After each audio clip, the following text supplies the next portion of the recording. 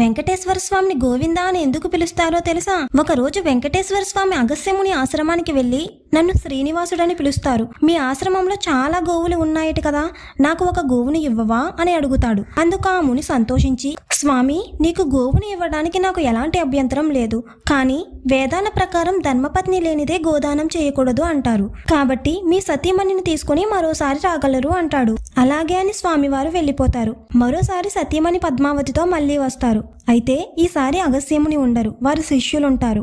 అప్పుడు శ్రీనివాసుడు ఇలా అంటాడు, మీ గురువుగారు నాకు గోవుని ఇస్తాను అని మాటిచ్చారు, ఆయన నన్ను సతీ సమేతంగా రమ్మన్నారు, అందుకే నా భార్య పద్మావతితో వచ్చాను అని అంటాడు. అప్పుడు ఆ శిష్యుడు, మా గురువుగారి అనుమతి లేనిదే గోవుని ఇవ్వడం కుదరదు అని చెప్తాడు. దానితో ఆగ్రహించిన శ్రీనివాసుడు తన కొండవైపు గబగబా నడుచుకుంటూ వెళ్ళిపోతాడు. అయితే కొంతసేపటికి వచ్చిన అగస్త్యముని విషయం తెలుసుకుని గోవును తీసుకుని శ్రీనివాసుడి వెంట పరుగు పెడతాడు. ఆ ముని శ్రీనివాసుడితో, స్వామి, గోవి